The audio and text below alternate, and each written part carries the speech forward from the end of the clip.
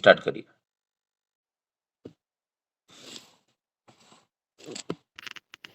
आलोचना प्रसंग वॉल्यूम 4। विश्वनाथ दा का प्रश्न है। तो विश्वनाथ दा, शादी विवाह की रीति जिनमें जैसी है उसी प्रकार तो वे करते हैं। शिशि ठाकुर, यही रीति तो ठीक होनी चाहिए। विवाह ऐसी जगह करना चाहिए जिससे दाम्पत्य प्रणय के फलस्वरूप स्वामी स्त्री दोनों के शरीर, मन और चरित्र में उन्नति हो एवं संतान संतति भी उन्नतर हो। यदि वंश परंपरा में मनुष्य बढ़ता न चले, यदि बाप से बेटा बड़ा न बन सके तथा बढ़िया न हो सके, तो आखिर क्या हुआ? पात्र और पात्री के वंश, विद्या, स्वास्थ्य, चरित्र, इष्टप्राणता, दक्षता, गुणावली, वसयन, प्रकृत इत्यादि दिशाओं में समय संगति है या नहीं, यह अच्छी तरह देखने परखने के जरूरत है। प्रत्येक की जैविक संस्थिति का एक उत्पादिक समावेश व संगठन होता है। यह वैशिष्ट्यानुसार उत्कर्षमुखी अनुशीलन के द्वारा स्वास्थ्य सतेज तरोताजा रहता है। उसके द्वारा वंशानुगुण और व्यक्तिगत सद्गुण डोमिनेंट प्रबल बनाकर रहता है। पुरुष के वंशानुक्रमक और व्यक्तिगत गुण जहाँ डोमिनेंट प्रबल और नर्चरिंग पोषण होता है, और दोनों के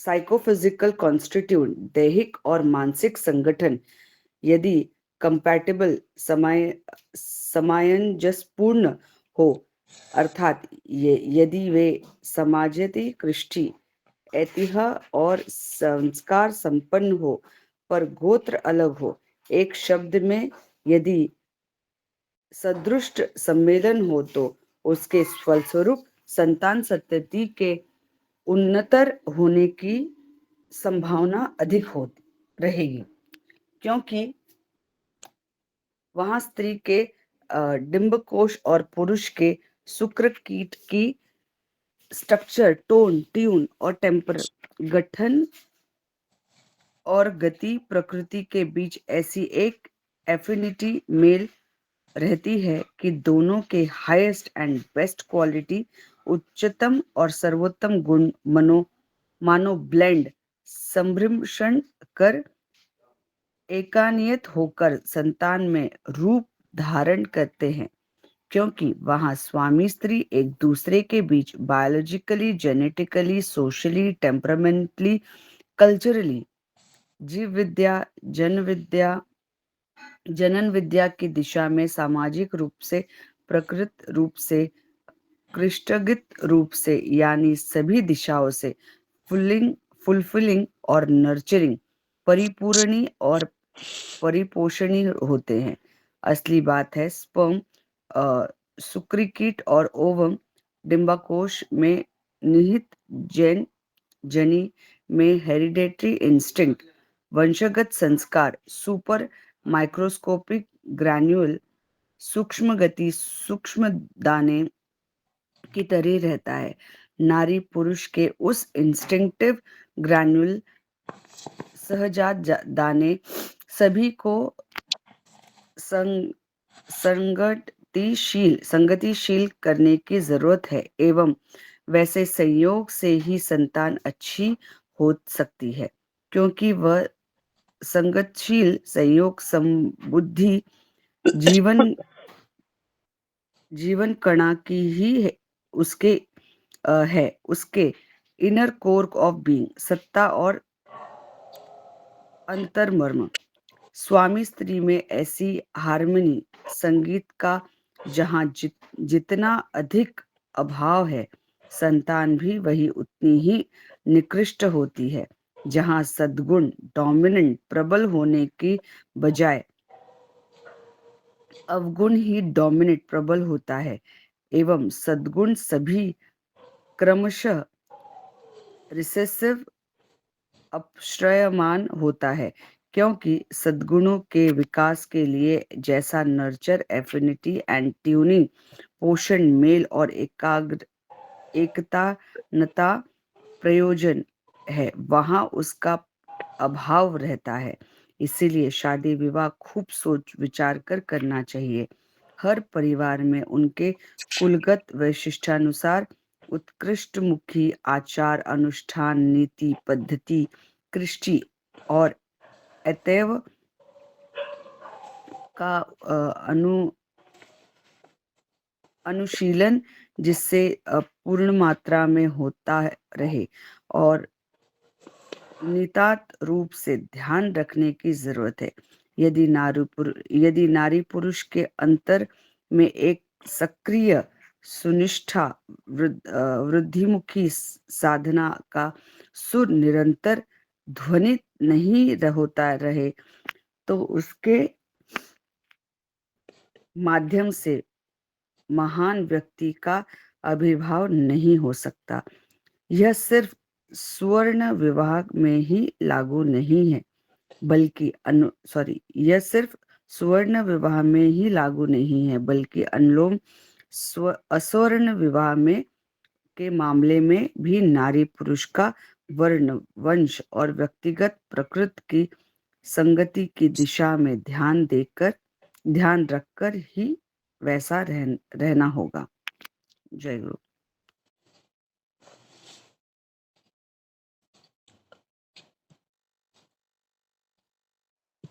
जय गुरु। वंदे पुरुषोत्तमम, वंदे पुरुषोत्तमम, वंदे पुरुषोत्तमम।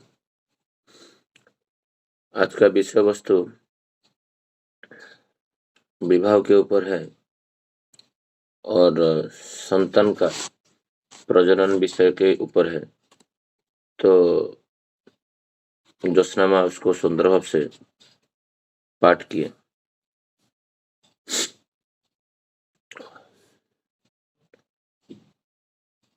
मनोरंजनता को मैं बोला था आज आलोचना करने के लिए, शायद ज्वाइन नहीं किए हैं।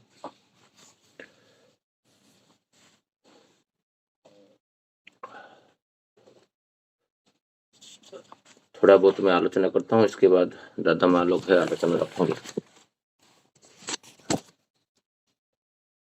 मेरा आवाज आ रहा है? हाँ दादा, आ रहा है। हाँ, ये जो क्वेश्चन आज शादी विवाह का रीति जिनमें जैसे है उसी प्रकार तो वो करते हैं, ये विश्वनाथ दा पूछे। उससे पहले जो डिस्कशन हुआ था जो मनुष्य का जो जन्म होता है वो सब भगवान का हाथ में है, पहले विश्वनाथ दा पूछे थे श्री ठाकुर जी को। मनुष्य के हाथ में वह क्या है? श्री ठाकुर वही बातें रखे थे, जो मनुष्य के हाथ में ही नहीं है तो किसके हाथ में है? जो विधि है, विधि के अनुसार चलने पर विहित फल मिलता है। इसी विषय में क्या कोई संदेह है?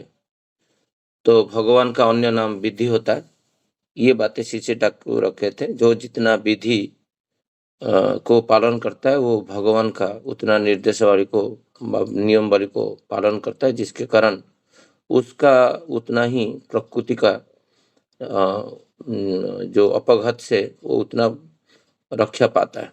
ये श्री ठाकुर जी बोले।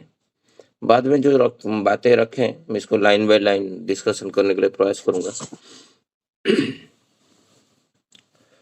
श्री ठाकुर बोले, जब विश्वनाथ दा पूछे जो शादी विवाह का रीति जिनमें इसी प्रकार तो है, तो वो करते ही तो है, जिसको जैसा है उस हिसाब से वो करते हैं, ऐसा बातें रखें। श्री ठाकुर बोले ये रीति तो ठीक नहीं होनी चाहिए। जो विवाह है वो विवाह जो रीति है ये एक यज्ञ है। ये विवाह का जो दशविधि संस्कार से एक संस्कार है, ये संस्कार जो विवाह संस्कार सबसे बड़ा होता है। श्री ठाकुर जी का जो नीति है दीक्षा शिक्षा विवाह के ऊपर ही सब कुछ मनुष्य जीवन निर्भर करता है। तो ये विवाह ऐसी जगह करना चाहिए जिससे दाम्पत्य प्रणय के फलस्वरूप स्वामी स्त्री दोनों के शरीर और मन और चरित्र में उन्नति हो। ये विवाह का जो उद्देश्य है, ये नारी नीति वाणी संख्या 72, वो 72 में, वाणी संख्या 72 में उस विवाह का उद्देश्य जो है वो है।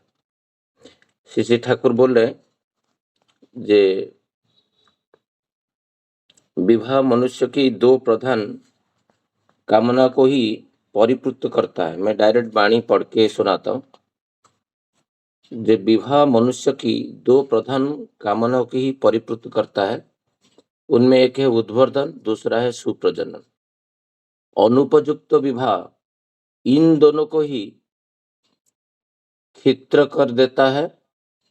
सावधान, विवाह को खेलना मत समझो जिसमें तुम्हारा जीवन और जनन जड़ित है। वाणी संख्या 72, नारी नीति।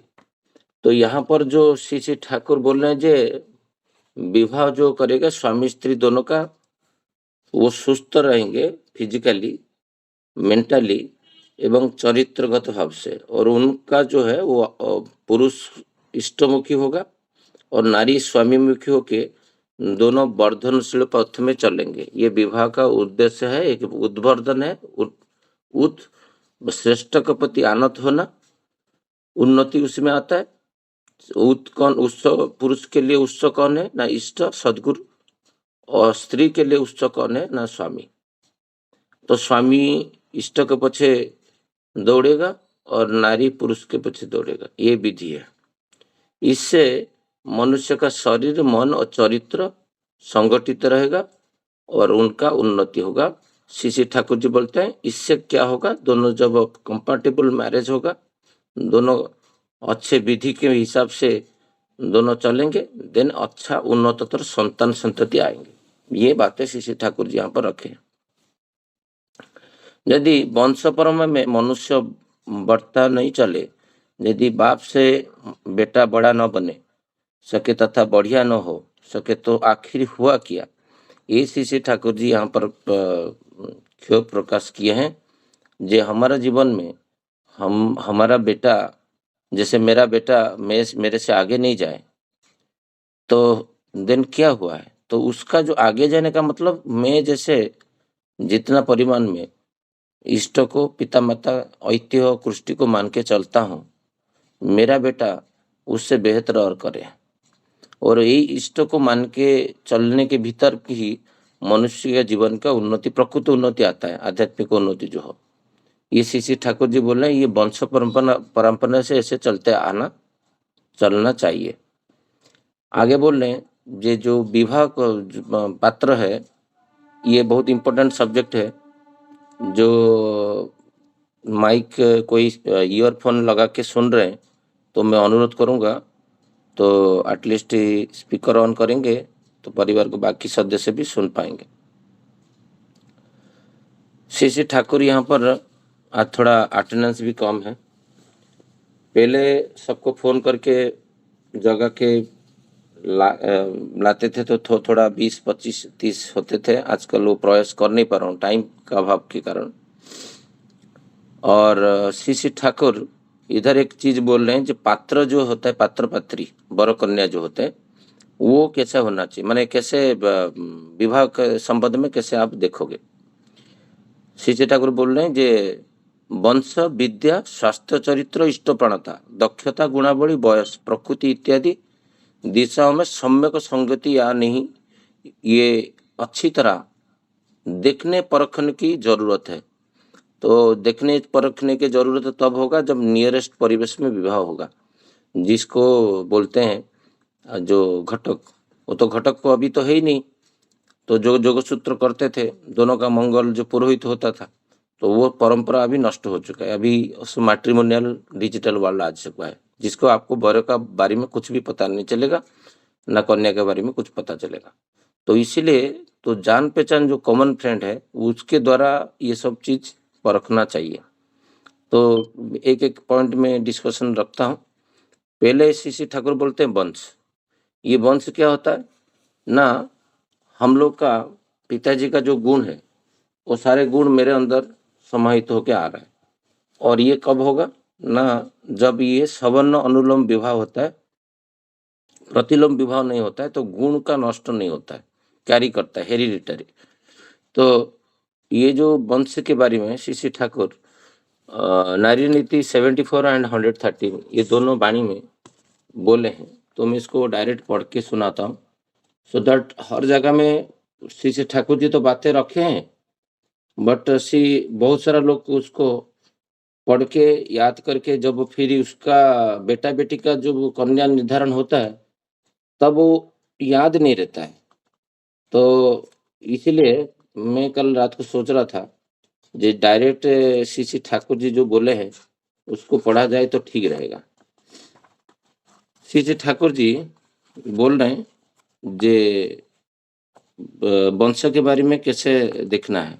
एक तो सवर्ण होना चाहिए, ब्राह्मण है तो ब्राह्मण, और ब्राह्मण में भी जाति है। तो ब्राह्मण में भी 4 तरह का जाति होते हैं।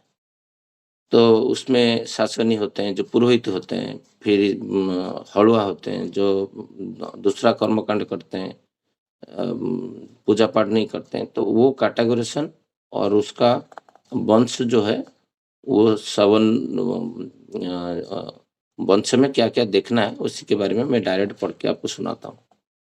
जे वर्ण और वंशानुक्रमिकता के आधार पर बोध विद्या चरित्र और व्यवहार जहाँ पुष्ट और पवित्र है, वही है तुम्हारा वर्ण करने का श्रेष्ठ क्षेत्र।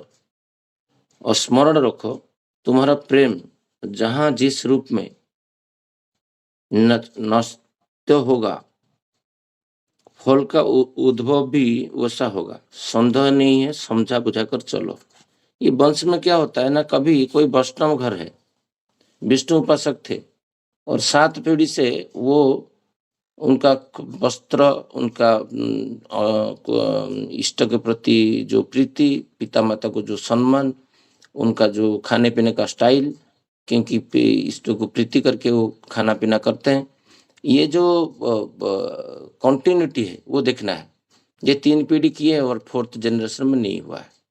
इसीलिए दीपरखी में पेज नंबर में नोट डाउन कर नहीं कर पाया, कल रात को पढ़ रहा था। श्री ठाकुर जी बोलते थे जब वंश देखोगे तो 7 जनरेशन तक देखना चाहिए, उनका विवाह में कहीं पे प्रतिलोम विवाह नहीं होना चाहिए। तो एक दादा उन ठाकुर जी को बोल रहे हैं जहाँ अभी तो 7th जनरेशन तक देखते नहीं, अभी 4th जनरेशन तक देखते हैं। श्री ठाकुर जी बोलते हैं ये तो हमारा अक्षमता है जिसके कारण हम लोग 4 तक जाते हैं। 7 तक जानने के लिए तो नियरेस्ट उनका एक हमारा तो 7 जनरेशन हमको पूछेंगे तो पिताजी का नाम भी नहीं बता पाएंगे, जनरेशन तो देखना दूर। ये विवाह क्षेत्र में श्री ठाकुर जी देखना चाहते हैं जो वंश जिसका है, जो उसका बोध जो हो चरित्र है वो कंटिन्यूटी हो रहा है कि नहीं। उनका वंश में जैसे कल के आलोचना में पाणिग्राहीता बोल रहे थे, जो क्रिटिकल डिजीज है, किसको मैं किसी व्यक्तिगत व्यक्तिगत उदाहरण नहीं दे रहा हूँ, जिसमें जैसे कैंसर एक एग्जाम्पल है। नॉट नेसेसरी जिसको कैंसर हुआ है उसी को बेटा को होगा, बट ऐसा देखा जाता है जो 3 पीढ़ी से जो मृत्युवरण हो रहा है वो कैंसर से हो रहा है। तो उनका जो एज लिमिट है, कोई 50 में डेथ हुआ है, किसी का 45 में डेथ हुआ है, किसी का 65 में डेथ होता है। आप देखोगे तो उसका परिवार में पूरा कम उम्र में सब पुरुष लोग चले जाते हैं। तो ये कौन बताएगा? ये बताएगा जो उनको जानता है, तो उनका परिवार को अच्छी तरह से जानता है परिवेश में।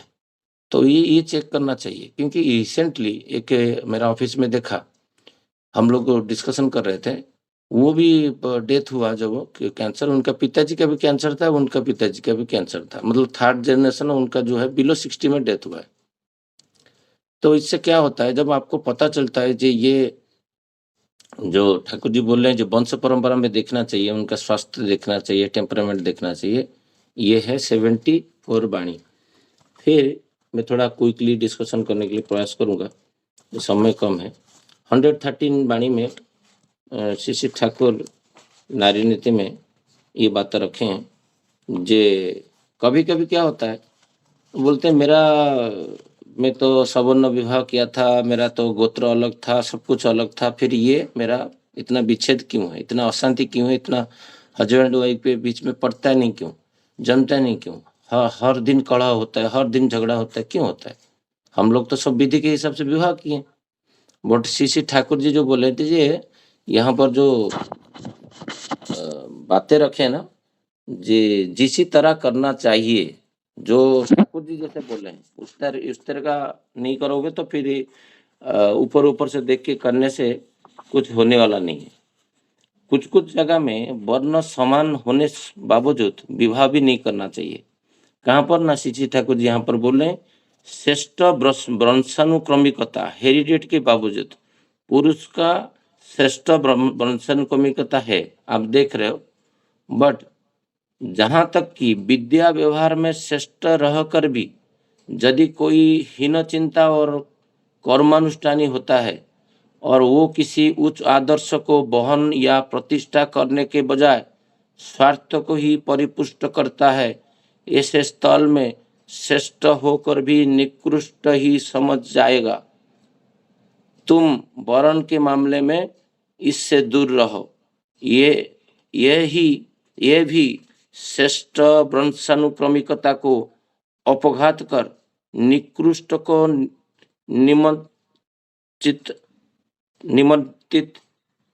निमंत्रित करता है। ये वाणी संख्या 113 है नारी नीति का। विवाह कहाँ पर कैंसिल करना चाहिए, कहाँ विवाह करना नहीं चाहिए। श्रेष्ठ होने के बावजूद पुरुष जहाँ पर देखोगे उसका गाड़ी है, बंगला है, वंश अच्छा है, व्यवहार अच्छा है, विद्या भी अच्छा है, आपसे ज्यादा एजुकेशन है, वो होने के बावजूद भी वो विवाह करने के लिए वो नारी को आविलता उसके अंदर प्रबल मात्रा में है, तो वहां पर जानना, वहां पर वो निकृष्टता उसके अंदर है। जिसके अंदर श्रेष्ठ नहीं, जिसके अंदर श्रेष्ठ को वर्ण नहीं करता है, सद्गुरु नहीं होते, इष्ट नहीं होते, और ये सारे गुण है और उसके अंदर एक आविलता है प्रबल टुवर्ड्स नारी के प्रति, वो उसका जो विवाह क्षेत्र में उसका उद्गिर्व है, वो पूछता है बार बार क्या हुआ क्या नहीं हुआ, तो वो क्षेत्र में जान लेना वो कहीं ना कहीं उनके पास निकृष्टता है। वो श्रेष्ठ होने के बावजूद उनको श्री ठाकुर जी बोल रहे हैं कि विवाह करने के लिए वो योग्य नहीं है, वहां पर तुम विवाह मत करो, वही ये एक निकृष्ट है। तो नारी का भी निकृष्ट के बाद सरेंडर नहीं करता है। ये हो गया श्री ठाकुर जी बोल रहे वंश के बारे में, और जो मैं बोल रहा था 7th जनरेशन नहीं है तो 4th जनरेशन तक एटलीस्ट वो देखना चाहिए मिनिमम। वो सब पुराना जमाने में हमारा जो पेरेंट्स है, पिता माता, वो करते थे। अभी तो टाउनशिप में ये सब कोई देखना नहीं चाहता है। तो आगे बढ़ते हैं। श्री ठाकुर जी बोल रहे हैं, उसमें मैं कुछ 18 पॉइंट्स लिखा था विवाह में चेक करने के लिए, ये जो चैप्टर में पढ़ के ये 18 पॉइंट में पढ़ लेता हूँ, फिर इसको एक एक करके एक वर्ण के बाबत में, जो वंश के बाद के बाबत में आलोचना कर रहा था। जे सवर्ण वर्ण होना चाहिए, उसमें जाति आता है, गोत्र अलग होना चाहिए, जाति समान होना चाहिए, वयस का पार्थक्य जो है वो है, पार्थक्य में डिस्कशन करूंगा इसको सेपरेटली। विद्या और ज्ञान का श्रेष्ठ तो होना चाहिए पुरुष का, जो भी पॉइंट बोल रहा हूँ उसमें श्रेष्ठ सबका पुरुष का होना चाहिए। स्वास्थ्य अच्छा होना चाहिए, इष्ट स्वास्थ्य खाली पुरुष का नहीं, नारी का भी दोनों साइड देखा जाता है। इष्ट प्राणता, पितृ मातृभक्ति, व्यक्तिगत प्रकृति संगति जो टेम्परामेंट धातु बोलते हैं, दक्षता एबिलिटी, गुणावली, कुलगत वैशिष्ट्य अनुसार उत्कर्षमुखी चलन, किसी परिवेश में उनका पीढ़ी पीढ़ी पकड़ के वो प्रणाम करते आ रहे हैं पेरेंट्स को, पीढ़ी पीढ़ी तक के बिना कांदा लहसुन खा के आ रहे हैं, 300 साल 200 साल पीढ़ी पीढ़ी तक के उनका जो संस्कार है पुष्टि के प्रति और ऐतिह्य के प्रति और आदर्श के प्रति और पिता माता के प्रति, वो चलते आ रहा है। जैसे रामचंद्र का वंश जो थे, तो इसी टाइप का जो उत्कर्षमुखी चलन जिसका है कुलगत वैशिष्ट अनुसार है, तो जो वो देखना चाहिए। नारी इसके बाद धातु टेम्परामेंट, पुरुष का वहन का क्षमता, ये सबसे बड़ा एबिलिटी टू ये फुलफिल, ये जो आचार्य देव बातें कर रहे थे, मैं इसको उदाहरण दूंगा एक दो। और विवाह दोनों का विवाह का उद्देश्य और विवाह का क्यों कर रहे हैं उसको पूछ के उनका जानना चाहिए, जो उसका उद्देश्य में उनका अर्थ क्या समझते हैं। उसी से नकारात्मक शब्द कोई निकलता है तो वहां से विवाह निषेध करने के लिए ठाकुर बहुत जगह में बोले हैं। श्रद्धा किसके प्रति है, वो पुरुष का श्रद्धा कहाँ पर है, इष्ट के प्रति है, पिता के प्रति है, माता के प्रति है, कि अन्य कौन से वस्तु के प्रति है, वो चेक करना चाहिए। और लास्ट को जो है वो ये है जो आपका प्रकृतिगत सामंजस्य संगति देखने के लिए, ये सारे पॉइंट्स है, 18 पॉइंट्स से मैं लिखा था। तो नेक्स्ट है श्री ठाकुर जी बोल रहे हैं जे विद्या जो ज्ञान है,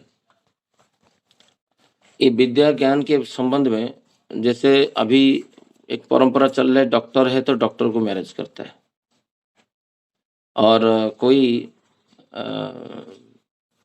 चार्टर्ड अकाउंटेंट है वो तो चार्टर्ड अकाउंटेंट को मैरिज करता है, कोई इंजीनियर है तो वो इंजीनियर को मैरिज करता है, आईआईएम है तो आईआईएम स्टूडेंट चाहिए। मेरा लड़की आईआईएम किए है तो मेरे को आईआईएम का स्टूडेंट मैंने वर चाहिए उसके लिए। तो समान विद्या होने से कारण विकर्षण होता है, कभी कभी दोष त्रुटि देखने में भी वो दिक्कत होता है। जे मैं तो जो है वो तो वही है, मैं चार्ट सीए तो किया हूँ, तुम भी सीए किया हूँ, पातर मैं तुम फर्क क्या है फिर, तो उसमें थोड़ा ऊणा होने से अच्छा है। तो विद्या और ज्ञान जो एजुकेशनल, जो नॉर्मल एजुकेशनल मैं के बात कर रहा हूँ, वो तो ज्ञान का बात तो अलग बात है। जो एकेडमिक की एजुकेशन थोड़ा कम होने से नारी का अच्छा है पुरुष से। और सेकंड थिंग, उसका जो बुद्धि ज्ञान विचक्षण कैसा है उसके टेस्ट करने के लिए वो हर चीज में वो जीवन के लोग कैसे व्यवहार करता है, उसका परिवेश के साथ, उसका पिता माता के साथ, उसका हर चीज में आप देखोगे बड़ पक्ष पिता के ऊपर चढ़ के बात कर रहा है, तो उसी जगह में विवाह करना नहीं है। हर चीज में देखोगे माता और पिता को डोमिनेट करते जा रहा है, चुप आप रुकिए ना, आपको कुछ पता नहीं, आप बैठिए ना, भरी सभा में उसको असम्मान करते जा रहा है। तो मुझे, हम लोग भुवनेश्वर में जब थे बैचलर करियर में, बहुत सारा विवाह क्षेत्र में हम लोग गए हैं, हिमांशु भाई में और भागीरथी भाई सब देखने के लिए जाते थे, हमको सीनियर लोग लेके जाते थे साथ में पूछने के लिए कभी क्वेश्चन कुछ, तो मार्क करने के लिए ये श्री ठाकुर जी यहाँ पर बहुत जगह में बोले हैं। आप देवी सूक्त बुक्स पढ़े होंगे तो उसमें भी बहुत जगह में लिखा हुआ है, जे पात्र वर जो होता है वो उसका ज्ञान परीक्षण का सब विधि माफिक चेंज के बताएं। तो उसका जो वही रेस्पेक्ट टुवर्ड्स इष्ट की पेरेंट्स की परिवेश के प्रति, उसी से उसका निकिति से वो उसका देखना चाहिए ज्ञान क्या है। आगे बढ़ते हैं, बहुत सारा चीज है जैसे स्वास्थ्य के बारे में। स्वास्थ्य आप जब तक वो पुरुष को आप नहीं जानते हो तो स्वास्थ्य पता नहीं चलेगा। तो स्वास्थ्य के लिए इसलिए निकटतम परिस में पूछना चाहिए उनका हेल्थ कंडीशन कैसा है। कुछ कुछ रोग है जैसे साइड से है कि उनका जो बॉडी में आर्द्रता जो इसको बोलते हैं, आपका हर कोई डायबिटीज से है, हर कोई परिवार में सदस्य में बीमारी में झेल रहे हैं। इसके लिए वो जो कल का बात टॉपिक था, मैं दूसरा टॉपिक में चले जाऊंगा। तो मैं इसलिए पुरुष का अनेक विवाह करने के लिए इसलिए था क्योंकि जो पुरुष विवाह योग्य नहीं वो अलग रह जाएंगे। आज तो समाज में वो सब नहीं हो रहा है, तो इसीलिए स्वास्थ्य को देखना चाहिए। और ये ऐसे नॉर्मल वे में पता नहीं चलेगा। तो जो उनको जानते हैं उनके बारे में, तो उनको पूछ के उनका स्वास्थ्य अच्छा रहना चाहिए। श्री ठाकुर बोल रहे हैं जे बॉयस का पार्थक्य, अभी बयस का पार्थक्य जो है, इसमें तो श्री श्री ठाकुर नारी नीति में 3 जगह में बोले हैं, 82, 83, 100, ये 3 वाणी में बोले हैं। बट अभी समय को देख के सारे लोग बैचलर डिग्री करते हैं, मास्टर डिग्री करते हैं, इसके बाद विवाह देते हैं। कोई भी ऑन एजुकेशन करके तो विवाह नहीं कर रहा है आजकल, सब उच्च शिक्षित होकर पढ़ाई लिखाई करने के बाद करते, तब तक तो 22-23 साल हो जाता है पोस्ट ग्रेजुएट करते करते, फिर नौकरी करते हैं, इसके बाद विवाह करते हैं। तो अभी श्री श्री ठाकुर जी का जो बातें हैं, ये बातें करेंगे तो मैरिज थोड़ा दिक्कत है, जो अंततः पक्षे पाणिग्राही बोल रहे थे 5, 7, 6 साल। स्वामी स्त्री में कम से कम 15 से 20 वर्ष के पार्थक्य से स्त्री और उच्छल जीवन शक्ति पुरुष में संक्रमित होकर समता सहित दोनों के वार्धक्य को बहुत अंशों में प्रतिरोध करती है एवं जीवन उद्यम और वर्धन में उन्नति करके आनंद प्रमोद सुख और शांति में अधिरूढ़ करके विद्यमान संतान की अधिकारिणी बना देती है। इसीलिए ये धर्मपद है। ये वाणी संख्या 100 है नारी नीति। जितना बयस का पार्थक्य रहता है, बच्चा जो होता है विद्यमान शक्तिशाली होता है। ये श्री श्री ठाकुर जी का बातें है। बट अभी ये जो परिस्थिति में और ये बातें करना संभव नहीं है, तो अंततः पक्षे पिता माता ये जो कुछ नहीं है तो 5, 7, 6 साल, 7 साल, 8 साल, कोई 10 साल में मिलता है तो अच्छा है। अंततः पक्षे तो 5-6 साल मिनिमम रखना चाहिए, मिनिमम 5 to 6 ईयर। ये ठाकुर जी का बातें नहीं, ये मेरा पर्सनल इंटरप्रिटेशन है, क्योंकि ठाकुर जी नहीं बोले ये सब चीज। और विवाह में बयस पार्थक्य, जिसे पति वरण करने की संभावना है उसे सिर्फ नहीं, ये 83 है ना, 83 वाणी में जे बयस जो मैरिज करने का उपयुक्त तो बयस ठाकुर जी बोले हैं, युवती कन्या का यौवन का शेष और प्रौढ़त्व का आरंभ इसी बयस का वर होने ही श्रेय है। उसमें स्त्री की जीवन शक्ति पुरुष में संक्रमित होकर और पुरुष की जीवन शक्ति स्त्री में संक्रमित होकर एक समता उत्पादन करके खेय को दुर्बल बना सकती है। इसीलिए शास्त्रों में ही ऐसा विवाह धर्म है, अर्थात जीवन और वृद्धि पथ है। कल मैं मनु संहिता इसको लेके पढ़ रहा था, तो उसमें इसके बारे में सेम डिटो है। ये जो युवक का शेष प्रचय जो प्रोडक्ट आरंभ होता है, तो करीबन ये देखेंगे तो अभी तो लाइफ जो बचने का शैली है, खाने पीना सब कुछ है, वो अभी बढ़ते जा रहा है। मतलब लोग ज्यादा जीते हैं, कोई 70-80, पहले तो इंडिया का जो इंडिपेंडेंस से पहले था 57-58 था जब ठाकुर जी के टाइम में, अभी तो 70-80 तक पहुंच गया है। जापान का तो 100 ईयर्स 98 हो गया है। तो धीरे धीरे लोग कॉन्शियस हो रहे हैं, डिजीज को निरोध कर रहे हैं, उनका बचने का शैली को चेंज कर रहे हैं। हो सकता है परिवेश दूषित हुए खाने पीने में और परिवेश में, बट लोग कॉन्शियस होकर जीवन धारण को बढ़ाए। तो देखा जाए तो 35 एज, तो अभी का हिसाब से कैलकुलेट करेंगे तो 35 to 40, क्योंकि उसी ऐसे देखेंगे तो 30 एज में उड़ीसा में भी बहुत सारा लोग विवाह नहीं करते यंग, क्योंकि नौकरी वगैरह करने के बाद करते हैं। ये है। बाकी जिस अवस्था में पुत्र संतान को जन्म देना देता है, मैं वाणी को डिटेल नहीं पढ़ता हूँ, मैं खाली जस्ट उसका जिस्ट बता देता हूँ। जो एज में तुम पिता बन सकते हो वो इतना ही बयस गैप होना चाहिए, वही जो है 15-16 साल, तो वो संभव नहीं है आज का डेट में। तो 5-7 साल होने से ठीक है। गोत्र के बारे में श्री श्री ठाकुर बोल रहे हैं जो अलग होना चाहिए। वंशानुक्रमिकता जीन में जो ब्लड है वो जब हस्बैंड वाइफ मिलन करने के लिए जाते हैं तो रिपल्सन होता है सेम ब्लड में। तो विकृति के कारण बच्चे का, किसी का लंग्स नहीं है, किसी का हार्ट नहीं है। अभी देखोगे बहुत सारा बच्चे डायबिटीज लेके माँ के पेट से आ रहे। क्यों आ रहे? जब भी विकृति आता है तो तुम्हारा बच्चे का ऊपर सब कुछ प्रभाव पड़ता है। तो देखेंगे ना कहीं वो कहीं भी मामा का बेटी को शादी कर रहा है, कोई उसका दादा का बेटी को शादी कर रहा है। तो ये जो शादी विवाह है, हो सकता है आप जिसको भी शादी विवाह कर रहे हैं उसका नहीं है, बट श्री ठाकुर जी बोले 7 जनरेशन के बीच में कहीं ना कहीं प्रतिलोम विवाह हुआ है, उसको परख लेके आओ। तो वो उसके कारण गोत्र जो है वो अलग होना चाहिए, कि गोत्र होता है एक ऋषि का वंशज।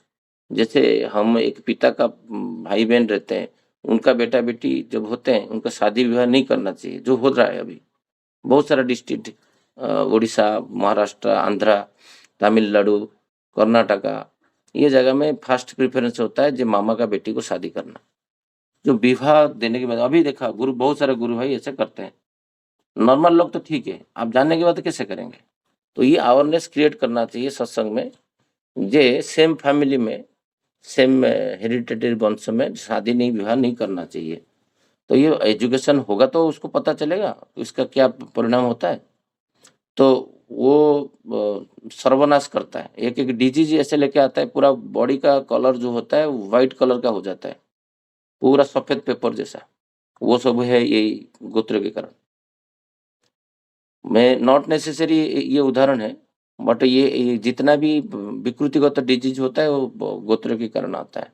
हो सकता है हमारा गोत्र जो है अलग था, हम लोग भूल गए, और मंदिर में जाके नारियल चढ़ाने के टाइम में हम गोत्र पूछा गया, भरद्वाज है, और हम भूल गए और वो नागस्य बोले। क्योंकि उड़ीसा में जाओगे जगन्नाथ मंदिर में आप बिना गोत्र में पूजा नहीं कर सकते हो।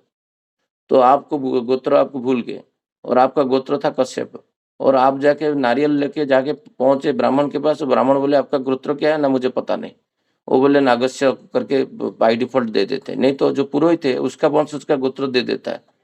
तो आप आए वहां से लेके नागस्य गोत्र, और इधर कश्यप गोत्र के साथ मैरिज किए, और आपका ही कश्यप है आपको पता नहीं, और बच्चा के ऊपर प्रभाव क्या आएगा आपको पता है। सेम वंशज में मैरिज करने से बहुत सारी दिक्कत होता है। वही वही भूल जाने के कारण श्री ठाकुर जी दीपोरेखी बुक्स में बोल रहे हैं, जो बहुत सारे लोग गोत्र भूल गए हैं, और अभी जो गोत्र लेके चल रहे हैं वो उनका ओरिजिनल गोत्र नहीं है। तो पूर्वज गोत्र को स्टडी करके, वो दूसरा टॉपिक है, मैं उसमें नहीं जाऊंगा, वो ब्राह्मण के साथ कंसल्ट करके गोत्र करेक्ट करे, पता चलेगा वो गोत्र तो अलग था और अभी कुछ अलग गोत्र में मैं मैरिज कर रहा हूँ। तो ये डिस्टर्बेंस जो है, मैं तो उड़ीसा में जानता हूँ, क्योंकि हर मंदिर में गोत्र जो होता है वो नागस्य गोत्र करते हैं। हमारा गांव में 99% लोग का गोत्र नागस्य। ये कैसे हुआ? संभव तो नहीं है। तेली का गोत्र नागस्य है, ब्राह्मण का गोत्र नागस्य है, क्षत्रिय का गोत्र नागस्य है, वैश्य का गोत्र नागस्य है। संभव कैसे? अलग अलग वर्ण का गोत्र अलग अलग होना चाहिए। भरद्वाज ब्राह्मण का गोत्र है, वो शूद्र में कैसे आएगा? तो वही हुआ है, जो भरद्वाज का पुरोहित आके शूद्र घर पे कुछ पूजा पाठ किया है, उसका नहीं है, उसका अज्ञानता के कारण उसको भरद्वाज गोत्र दे के चला गया, और वो लेके चल रहा है। मैं तो आश्चर्य होता। हमारा गांव में उसी टाइप का गोत्र है, जहां पर जो वर्ण में वो गोत्र पॉसिबल नहीं है, वो ऋषि वंशज में ये कैसे आए? तो ये जानना बुझना भी, परखना भी चाहिए, स्टडी करना चाहिए, ये जाति के साथ ये गोत्र मिलन हो रहा है कि नहीं। वो टॉपिक में जाएंगे तो बहुत बड़ा टॉपिक है वो, कहीं पे एक दिन आलोचना उसके ऊपर रखेंगे, बहुत बड़ा टॉपिक है वो। क्योंकि अभी हरप्रसाद दा के साथ हम लोग एक गोत्र और जाति को लेकर डिस्कशन कर रहे थे, वो उसका गोत्र ही नहीं था वो। फिर वो गोत्र जाके ब्राह्मण को पूजा पाठ करके चेंज किया, क्योंकि उसका गोत्र कुछ अलग था, और वो काफी दिन से 2 पीढ़ी से सोच रहे थे ये गोत्र हमारा है। तो ये बातें हैं। श्री ठाकुर जी आगे बढ़ते हैं, इष्ट प्रणता के बारे में बोल रहे हैं। इष्ट प्रणता वर का मेन देखना चाहिए। नारी तो चयन करने का अधिकार केवल नारी को है, पुरुष को नहीं है विवाह क्षेत्र में। ये माँ लोगों को पता होना चाहिए, और पिता लोग को पता होना चाहिए। अभी क्या कर रहे हैं, पुरुष लोग जाके रिजेक्ट कर रहे हैं विवाह, ये अनुचित है। कुछ दिन पहले मैं कुछ बच्चे लोग को यहाँ पर बॉम्बे में बताया था, जे आपको पुरुष लोग को रिजेक्ट करने का कोई अधिकार नहीं है, वो कन्या पक्ष से रिजेक्शन आना चाहिए, जे मैं आपको वरण नहीं करना चाहता हूँ। तुम कैसे रिजेक्ट करोगे? तुम्हारा तो कोई अधिकार नहीं है, तुम तो थोड़ी वरण करते हो, वरण तो नारी करेगा। तो इसीलिए इष्टप्रणता ज्यादातर पुरुष को दिखा जाता है, ये माइंड में रखना चाहिए। नारी का जितना इम्पोर्टेंट नहीं है, पुरुष का होना चाहिए, क्योंकि पुरुष इष्ट पक्ष में दौड़ेगा नारी स्वामी के पीछे जाएगा, ये लॉजिक है। तो अभी उल्टा हो जा रहा है, वो देख रहे हैं नारी सुस्तेन लेना चाहिए और पुरुष क्या करेगा।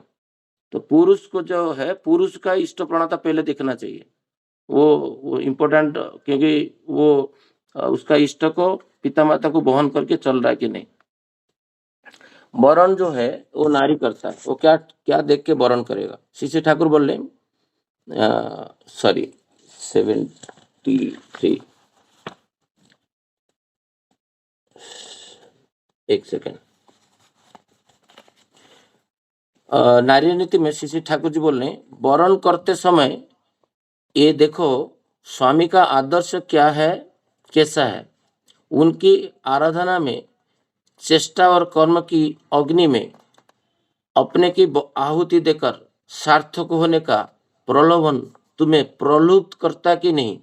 ये वाला जो वाणी है, ये वाणी सबसे इम्पोर्टेंट है।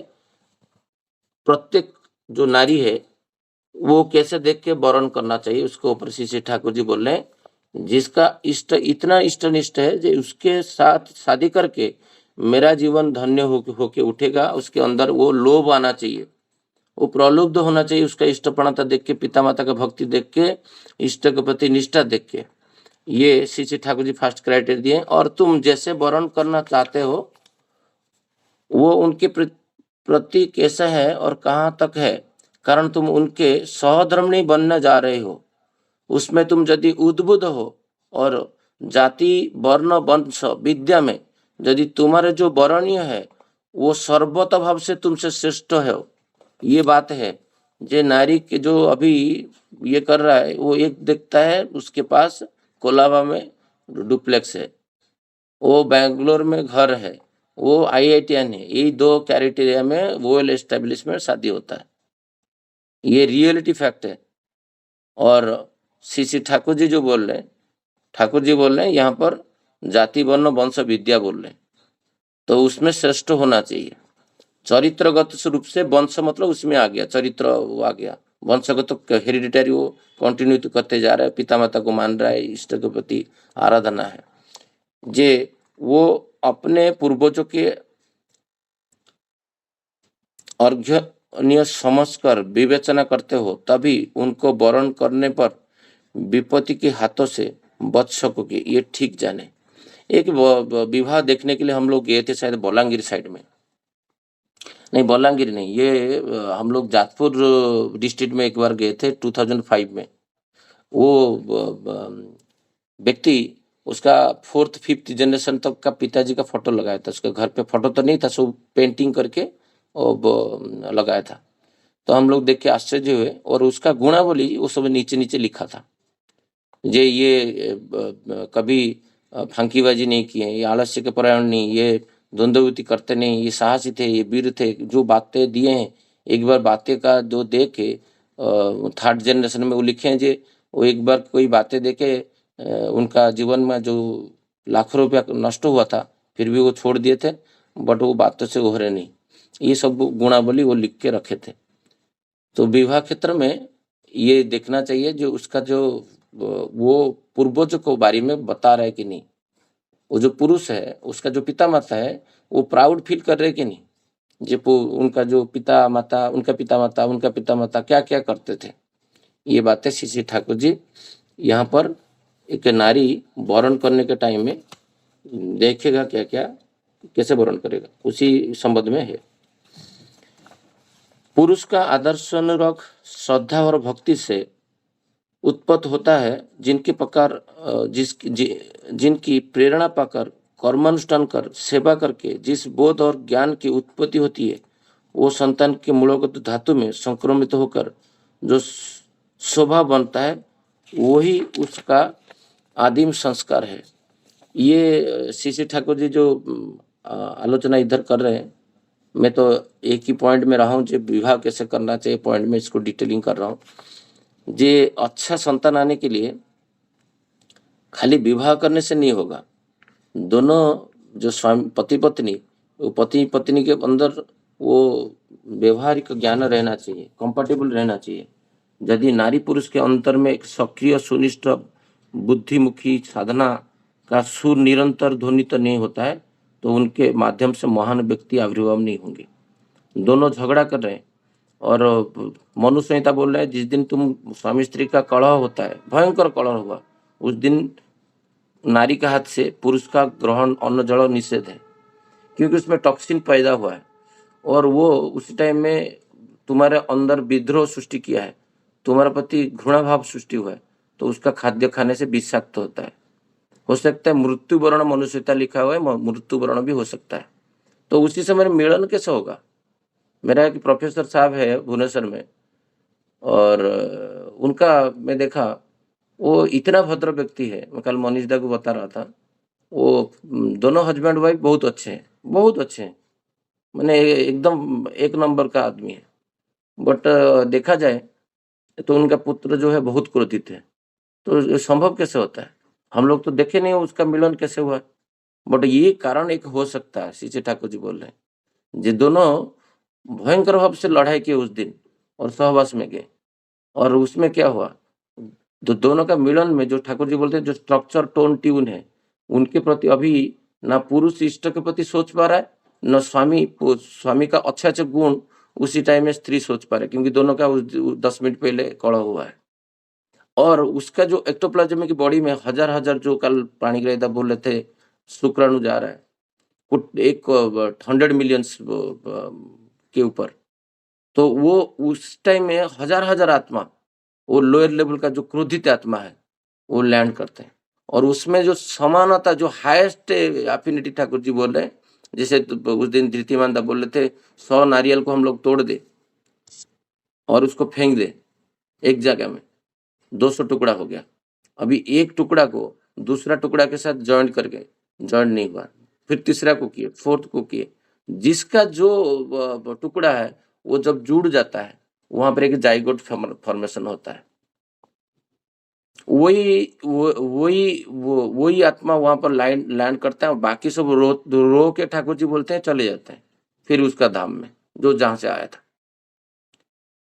तो ये प्रोफेसर साहब जो है इतना अच्छे हैं, तो 100% कहीं ना कहीं ये संतान लाने में त्रुटि है। मैं तो कभी समझता हूँ जो पिता माता हमको चयन नहीं किए, मैं पिता माता को चयन किया हूँ, क्योंकि मेरा जो एक्टाप्लाज्म की बॉडी था, मैं जैसे मृत्यु के समय मेरा जो चिंताधारा सब था उसको लेके सूक्ष्म शरीर बना, और वही सूक्ष्म शरीर का जो चिंता गुण जो संपन्न पिता माता का मिलन क्षेत्र में हुआ, तो मेरा उत्पत्ति हुआ है।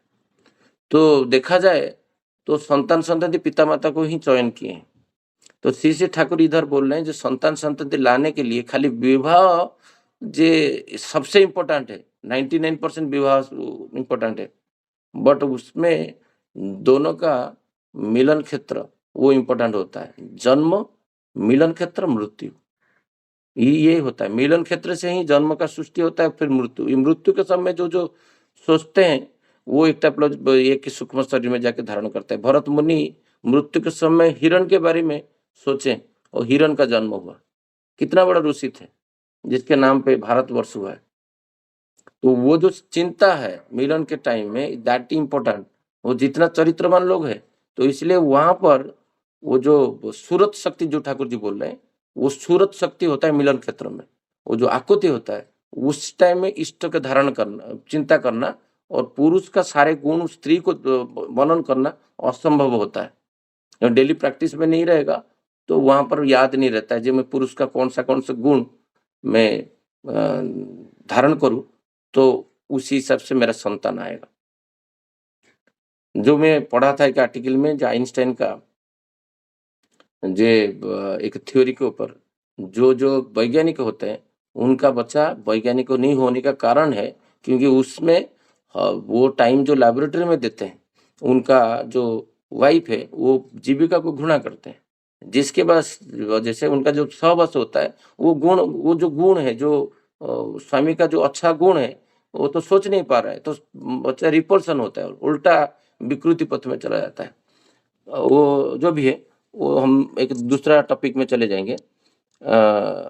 मेरा कहने का है, हम लोग अभी थे जे गोत्र अलग होना चाहिए, जाति समान होना चाहिए, बयस का पार्थक्य तो बोला, विद्या, स्वास्थ्य, इष्टप्रणता के बारे में श्री श्री ठाकुर एक सुंदर बातें रखे हैं। जे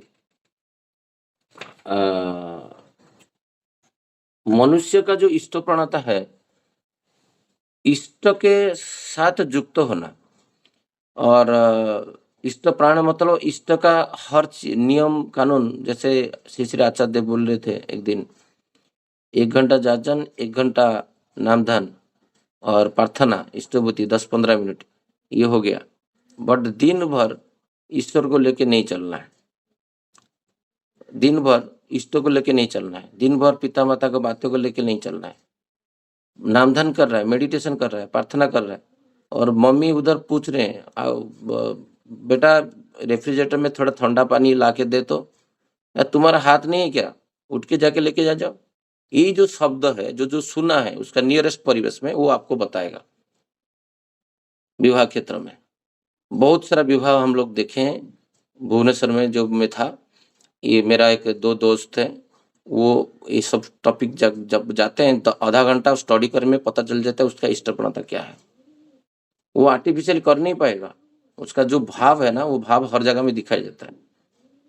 तो इतना नामधन करके क्या हुआ फिर? तो ये जो प्राणता बोलते हैं, प्राण शक्ति जो है इष्ट के साथ जोड़ना, तो वो उसका जीवन में सदगुरु नहीं है तो उसका तो विवाह का अधिकार नहीं है, सीसी ठाकुर जी बोल रहे हैं। बट इसको बातें बोलूंगा तो मुझे जेल में डाल देंगे लोग, बोलेंगे शशि भाई क्या बोल रहे हैं, सीसी ठाकुर जी बोल रहे हैं, मनुष्यता बोल रहे हैं। इसीलिए मेरा कान में उस दिन में मार किया था, आके हरे कृष्ण महामंत्र दे के पुरोहित चले गए, उनको पता नहीं मैं दीक्षा लिया। तो ये क्या दीक्षा होता है? ऐसा अभी भी हिंदू धर्म में ऐसा है, जो हो गया तुम्हारा गुरु ग्रहण हो गया और विवाह करो। 12 वर्ष में गुरु ग्रहण करके फिर गुरु की धारा में चलना होता है, तब वो पुरुष का फुलफिलर का जो परिपूर्ण शक्ति जागने के बाद उसका विवाह का अधिकार होता है। सीसी ठाकुर आचार्य देव इस बार बोल रहे थे कि विवाह विच्छेद 38 एज का एक लड़का लड़किया के निवेदन किए, 30 दिसंबर हम लोग बैठे थे, तब वो बोल रहे थे जे जिसका परिपूर्ण है वो पुरुष बोला जाता है, इतना बोले। उसमें समझ जाना चाहिए, विच्छेद होगा कैसे, तब इसका पुरुष नहीं है वो।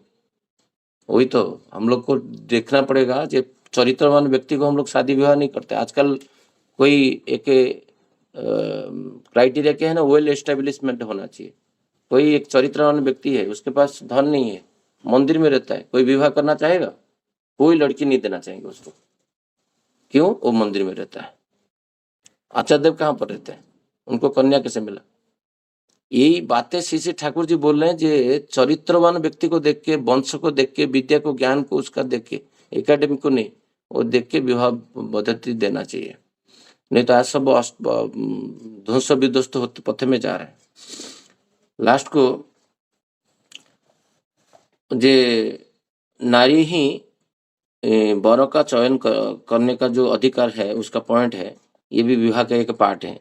अभी पुरुष रिजेक्ट करते जा रहा है, जे वो एसेंचर में नौकरी करना चाहिए लड़की, वो आईटी का प्रोफेशन होना चाहिए। अरे तुम कौन हो? तुम नारी कौन क्या करेगा? तुम थोड़ी वर्ण कर रहे हो। अभी देखो, एक मैं गांव में गया था, प्रज्ञा और मैं दोनों साथ थे, और एक माँ के पास गए थे, और बातें करते करते, अभी तो टाइम कम है, मैं क्योंकि प्रैक्टिकल उदाहरण दे रहा हूँ, आप सुनो। एक गोली ले रहा है, मैं बोला माँ ये गोली क्यों ले रहे हो? ना मेरा बीपी है। मतलब तुम्हारा इतना कम उम्र में 40 साल में क्या बीपी है? क्या तुम्हारा तो सब कुछ बंगला है, गाड़ी है, सब कुछ है, बेटा तो हैदराबाद में नौकरी कर रहा है, बीपी कहाँ से आ गया? फिर गांव में, ये शहर में होता तो चल जाता। बातें करते करते वो बताया, जे मेरा बेटा का शादी नहीं हो पा रहा है, इसलिए मैं थोड़ा टेंशन में हूँ। क्यों? ना उसको एक आईएम को नौकरी करने वाले लड़की चाहिए, और मिल नहीं रहा है, और जो मिल रहा है और उनका वेश पोशाक देख के मेरा गांव में फिट नहीं हो पाएगा, और 7 साल से शादी नहीं हो पा रहा है। मतलब सोचो कितना मैंने चिंता, विकृत चिंताधारा है। पुरुष कब से स्टार्ट कर दिया वर्ण करना? वर्ण तो नारी करेगा, और पुरुष कंडीशन कर रहा है नारी ऐसा होना चाहिए। तो आप सोचिए, ये कॉन्सेप्चुअली क्लियर नहीं होंगे आजकल यंग मास, तो क्या करेंगे? उनका पेरेंट्स जा रहे हैं डिप्रेशन में। और हम लोग उस दिन प्रज्ञा में देख के आश्चर्य हुए थे, मैं उनका घर पे 1 घंटा बैठा। ये एक बादलापुर में मैं कल 3 मुलुंद में वो प्रीति एंड दोनों लड़की को मिला, अश्विनी दा का बेटी को, दोनों को बिठा के वही बातें कर रहा था। जो आजकल जो यंग बच्चे हैं जो कॉलेज जा रहे हैं उनके साथ ये बातें करना चाहिए, ये लड़का लड़की के साथ। लड़का को जानना चाहिए क्या करना है, लड़की को जानना चाहिए वो क्या करना है।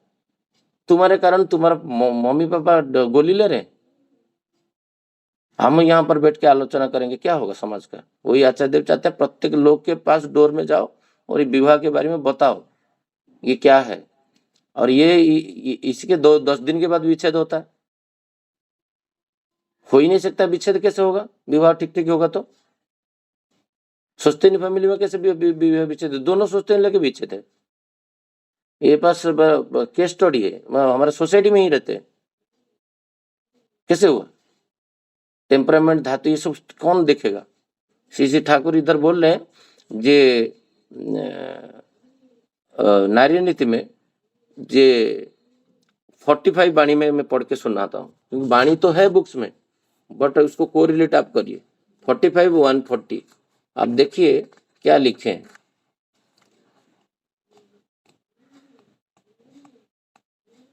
जे श्री ठाकुर बोल रहे हैं जे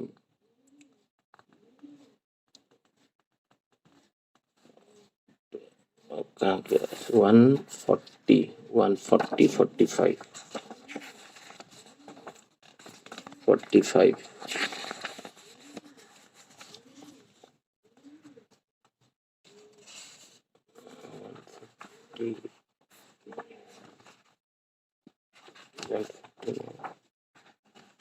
उसका जीस्ट बता देता हूँ, थोड़ा सा निकलने में टाइम लग रहा है।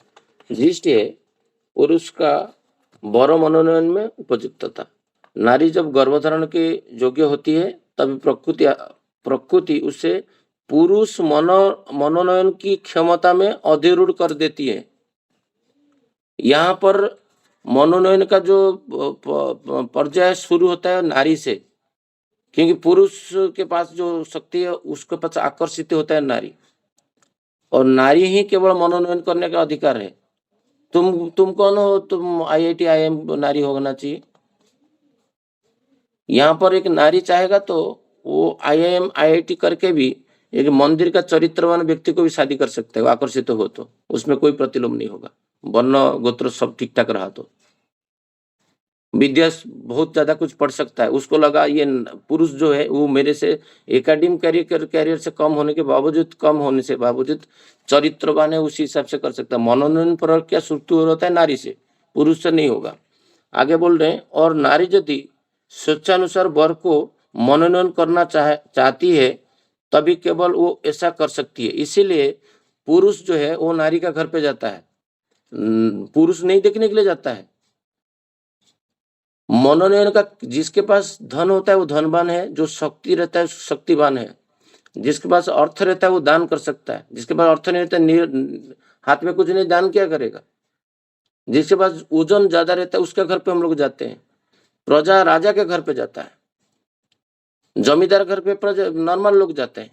नारी चयन प्रक्रिया उसके हाथ में है, इसीलिए पूर्वज हमारा फिक्स किए पुरुष पहले जाएगा नारी के घर पे, नारी तुम्हारे घर पे आने वाला नहीं है। अभी श्रेष्ठ कौन है, इधर नारी है, क्योंकि नारी मनोनयन प्रक्रिया में आता है, इसीलिए उसका घर पे पुरुष को भेजा जाता है। वो देख के रिजेक्ट करेगा, नारी नहीं जाता है पहले प्रथम। इसलिए कहीं पे मेरा घर पे करते थे, जो पूर्वज बोलते थे हम लोग मानते नहीं थे। अभी तो उल्टा हो गया, अभी लड़की जाता है लड़का घर पे, ये संभव है। रामचंद्र किसके घर पे गए थे, सीता देवी का घर पे जाके वहां पर परीक्षा दिए थे पराक्रम का, ऐश्वर्य का। शिवोधन को वहां पर पर्यायक्रम में दिखा गया था, टेस्टिंग दिया गया था, ये इनको जो तोड़ेगा उनको सीता देवी को मैरिज करने के लिए बुले गए थे।